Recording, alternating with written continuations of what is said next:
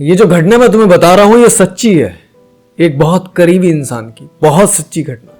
और घटना ऐसी है कि शराब में वो इतना पागल था कि घर से भी बहुत अच्छा खासा था, बहुत अच्छी एक महंगी शराब वो पीता था, पर इस पे गिर गया था वो जो सस्ती सी मिलती है कोई 40-50-100 रुपए वाली। पर आज उसकी हालत ये है कि करियर तो उसे टेंशन थी नहीं पहले से, घर से बहुत अच्छी संपत्ति है, खेती किसानी कर रहा है, पर हेल्थ, लाइफ, वाइफ, पूरा गृहस्थी जीवन उसने बहुत बेहतरीन बना लिया है, बहुत बेहतरीन। मैं चाहूंगा तुम ये किस्सा सुनो, इसमें होगा ये कि तुम जानोगे कैसे उसने शराब को अपनी एक महबूबा बनाया, इस ट्रैप में गिर गया और इसके बाद कैसे इससे लड़ा और इससे निकल पाया, क्या क्या परिवर्तन इसके जीवन में आए। मैं चाहता हूं तुम ये समझो, ध्यान से सुनना। अगर तुम्हारी थोड़ी सी भी इच्छा है कि तुम शराब छोड़ दो, अगर तुम पीते हो कि मैं इस शराब से निकलना चाहता हूं, इसने मेरी जिंदगी खराब कर दी, शराब वाकई में तुम्हारी नौकरी खा जाएगी, तुम्हारा करियर खा जाएगी, तुम्हारी सामाजिक इज्जत खा जाएगी, तुम्हारा परिवार खा जाएगी, तुम्हारे रिश्ते खा जाएगी, तुम पे छोटी सी भी मुसीबत आएगी या तुम्हारा कोई काम नहीं बनेगा, तुम्हें ऐसा ही लगेगा कि शराब दवा है, ले लो। तुम कहीं घूमने जाओगे तो घूमने तो जाओगे पर घूमने नहीं जाओगे, तुम दूर जाके कहीं शराब ही पियोगे। तुम्हें ऐसा ही लगेगा कि घूमने तो मैं गया हूँ, घूम के आया हूँ, पर घूम के नहीं आते। तुम जाते हो कमरे में, बैठते हो होटल में और जाके शराब पी लेते हो। हर जगह तुम्हें शराब ही शराब दिखेगी, हर एक मोड़ पे तुम्हें ऐसा लगेगा कि शराब मोहब्बत है, शराब मेरे दुख की साथी है, शराब मेरे सुख की साथी है। जो पत्नियां भी चाहती हैं उनके पति शराब छोड़े, बहन मेरी ध्यान से समझना, तुम चाहो तो छुड़वा सकती हो।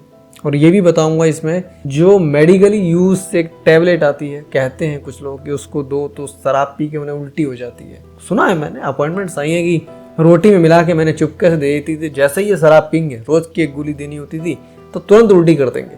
पर इसका हुआ अच्छा परिणाम यह कि शराब तो उस व्यक्ति की छूट गई, पर उसे गलत लत लग गई खुद को इंजेक्शन लगाने की। तो यहाँ इससे बेहतर तो कम से कम शराब ही थी। चलिए बताता हूँ, ये किस्सा है एक बहुत करीबी इंसान का। वो घर से बहुत अच्छा है, उसका एक व्यापार जमा हुआ है, वो बहुत शराब पीता था, बहुत शराब। की शुरुआत होती है उसकी 12वीं कक्षा से, थोड़ा बहुत दोस्तों के साथ बियर वगैरह पीना, फिर थोड़ी धीरे शराब और पीना। लड़के भी उसके साथ ऐसे ही जुड़ गए सारे के सारे जो शराब पीते हैं। अच्छा, लड़के भी उसका साथ इसलिए नहीं छोड़ते थे क्योंकि वो घर से अमीर था और उसके पास चिपके रहते थे, क्योंकि उसकी वजह से इन्हें पीने मिलती थी और इनके फोर्स से वो पीता था। पर वो तो खुद को पीने के लिए इसको मोहब्बत कर रहे थे। धीरे धीरे समय बदलता गया, शराब की जो लत थी वो रोजाना की हो गई। अब ये इतनी बढ़ गई कि वो जो लड़के हैं वो तो सेटल हो गए लाइफ में, पर ये बहुत सूख गया, लाइफ में बहुत पीछे रह गया। मैं सच बता रहा हूँ, बिल्कुल पतला सा हो गया, बिल्कुल पतला। अब जिंदगी तो उसकी खराब हो ही गई थी, पर होता क्या है, कुछ दिनों बाद उसकी शादी की बात की जाती है। अब जिसका शरीर भी खराब हो, जिसे पीलिया जैसी बीमारी हो गई हो, जिसका लीवर डैमेज हो गया हो, क्या वो गृहस्थी चलाएगा? वो जिंदा रह पाए ये बहुत बड़ी बात है, पर कोई बात नहीं, फिर भी शादी उसकी हो जाती है। अब उसकी जिंदगी में 2 चीजें हो गई थी लड़ने के लिए। एक उसका खुद का निजी जीवन जो लड़ रहा था शराब से, एक हो गई थी पत्नी जो नहीं चाहती थी कि ऐसा पति हो, पर घर वालों ने छुपा के शादी करा दी और अब पति पत्नी के बीच में विवाद रहने लगा। वही उसकी पुरानी आदत कि मेरे दुख का साथी तो मेरी शराब है, वो और फिर से पीने लगा।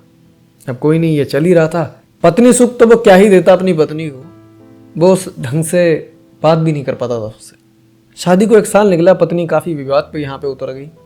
अब होता क्या है, जब पति में जान नहीं है तो करेगी क्या? वो तुम्हारे घर की दीवारें चाटेगी, क्या करेगी पत्नी? कुछ भी नहीं कर सकती ना। बच्चा तुम उसे दे नहीं पा रहे हो, वहां बस पैसा है जो घर से वो रोटी खाएगी। रोटी तो वो अपने बाप के घर पे भी खा रही थी ना, रोटी खा रही थी ना वहां पे, उसे पति चाहिए था। और जो उसके पिता ने तुम्हें पति समझ के तुम्हें लड़की दी थी। कोई बात नहीं, झगड़े ज्यादा हुए, लड़की अपने मैके 1 साल रुकने लग गई। अब पता नहीं ये बात सच है गलत है, इल्जाम लगाया गया कि लड़की वहां पे किसी से अफेयर चला रही है। पर क्या है कि आदमी अपनी कमजोरी छुपाने के लिए अक्सर दूसरों पे इल्जाम लगाता है। तो ठीक है, तुम सवाल ये उठा रहे हो कि पत्नी मैके में तो ऐसा कर सकती है, पर हकीकत में वजह जो तुमने उसे वहां भेजा वो तो यही थी ना कि तुम शराब पी के उससे लड़ते थे, यही वजह थी ना। अब तो तुम ये विकल्प दे रहे हो कि शायद ऐसा भी हो सकता है कि उसका कोई अफेयर हो तो वहां चक्कर चल रहा हो। ये तो तुम एक कल्पना कर रहे हो, हकीकत तो यही है ना कि तुम्हारी वजह से गई थी। हो सकता है उसने वहां जाके ऐसे काम कर लिए हो, पर गई तो तुम्हारी वजह से है ना। सोचो, तुम उसे गलत कह सकते हो पर भेजने का कारण तो तुम्हारा भी गलत है ना। लेकिन कोई बात नहीं, मेरी बात होती है उससे काफी गहरी, काफी घंटों बात होती है। मतलब मैंने समझाया उसे, बात हुई। बात होने के बाद एक दिन आया वो, कहा दीपक भाई मैं छोड़ना चाहता हूँ, इस चीज़ को छोड़ना चाहता हूँ, मुझे कुछ भी कर दो, बांध दो, मैं इस चीज़ को छोड़ना चाहता हूँ। मैंने बात करी, समझाया उसे। धीरे धीरे हुआ यह कि मेरे पास समय कम रहता है, तो उसने कहा कि बस कुछ भी हो, मेरा जब भी पीने का मन करेगा मैं तुम्हें फ़ोन करूंगा और तुम मुझे समझा के रोक देना, मैं अपॉइंटमेंट ले लूंगा तुम्हारी, मुझे कोई दिक्कत नहीं है। मैंने कहा इसकी कोई दिक्कत नहीं है, तुम पहले से परिचित हो, जानकार हो और तुम्हारी समस्या सच है, तो मैं समझता हूँ इस बात को। फिलहाल मैंने उसे समझाया, रोजाना 15 मिनट 20 मिनट ऐसे 3-4 दिन 15 दिन बात चली। और उस समय वो शराब नहीं पीता था, पर रात को फिर से 10 बजे उसे करंट लगता था। तो जब उसे इस चीज़ की रात को हुड़क लगती थी, मन करता था, तो वो किसी न किसी को फ़ोन लगाता था और कैसे न कैसे जुगाड़ करता था। तो दिक्कत ये भी थी, वो मुझे रात को भी फ़ोन नहीं कर सकता, मैं 10 बजे के बाद कोई फ़ोन ही अटेंड नहीं करता, मेरी भी गृहस्थी है। तो वो परेशान होता था इस समय कि क्या करूँ मैं। पर एक दिन शायद ये टेक्निक उस पर काम कर गई, 3 दिन 4 दिन उसके फ़ोन आए और उसने अचानक से ऐसा कर दिया जो कि बहुत बढ़िया उसकी एक नीति थी ये, कि शराब उसकी छूटी गई। मतलब शराब मन करता था पीने का, पर छोड़ने में जो उसे तड़पन हो रही थी, शराब नहीं पीनी यार, जो मन भटक रहा था उसका, वो भटकना बंद हो गया। तो आराम से शराब छूट गई। छोड़ना तो मैं चाह ही रहा हूँ, तड़पन हो नहीं रही, क्यों पीऊँगा मैं। ऐसा उसने किया। उसने क्या कहा, उसने कहा दीपक जी मैंने इत्फाक से ज़्यादा खाना खा लिया था। शराब का मन मेरा तभी तभी करता था, शाम को 6 बजे, सुबह को 10 बजे, 12 बजे, 2 बजे बियर पीने का, शराब पीने का, रात को 10 बजे। पर मैं खाने की क्वांटिटी अपनी बहुत बढ़ा ली, खाना ज़्यादा खाने लगा और खाना खा के शराब पीने का मेरा मन पहले से नहीं करता था। इत्फाक से मैं समझ गया, पर अब मैं लॉजिक समझ गया हूँ, ये खाना खा के रखना है पूरे दिन, पेट खाली नहीं रखना है। और महाराज आज उसकी बॉडी, ये जो फोटो देख रहे हो ना तुम अपनी स्क्रीन पे, ये वो नहीं है, लेकिन इससे भी डबल बॉडी है उसकी, इससे भी डबल। इतना अच्छा शरीर उसने बना लिया है सिर्फ 1 साल के अंदर। अब वो रोजाना सुबह मंदिर जाता है, वहाँ फिर उसके बाद जिम जाता है, वहाँ से आने के बाद फिर अपने काम पे जाता है, जो भी उसकी एक दुकान है मार्केट में, और उसके बाद अच्छा हैवी मील लेता है और अपनी पूरी लाइफ अच्छे से मैनेज कर रखी है उसने। वाइफ भी उसके घर पे है, बच्चा अभी नहीं है, हो जाएगा जल्दी, लेकिन सब चीज़ें सही चल रही हैं, बहुत अच्छी। और उसने कहा कि देखो दीपक जी, शराब छोड़ने का रीजन पैसा तो था नहीं कि पैसे नहीं है मेरे पास तो शराब पी रहा हूँ। हाँ, बाद में परिवार ने पैसे देने बंद कर दिए थे, तो वो किसी से 50 मांग के, किसी से 100 मांग के गुजारा कर रहा था, पर शराब उसने छोड़ दी।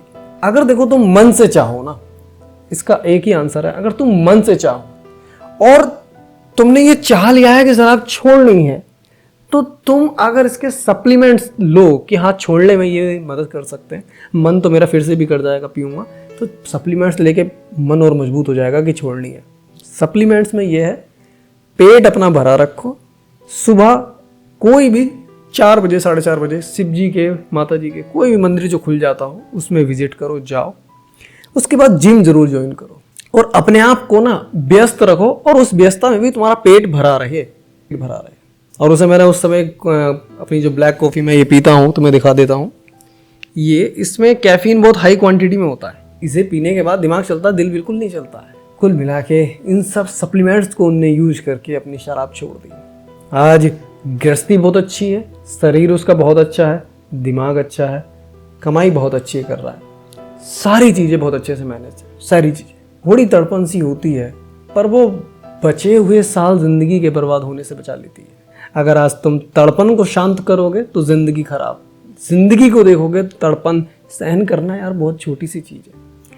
बस ये है तुम पे, अब तुम ये मन से चाहो, ठान लो तो जीत है, मान लो तो पता ही है। चलिए ठीक है, नमस्कार, तुम्हें मिलता हूँ नेक्स्ट वीडियो में। अपना ध्यान रखिएगा और कोशिश करो थोड़ी सी, बाकी मुझसे कोई इस विषय पे व्यक्तिगत बात करना चाहते हैं तो ये मेरा व्हाट्सअप नंबर है।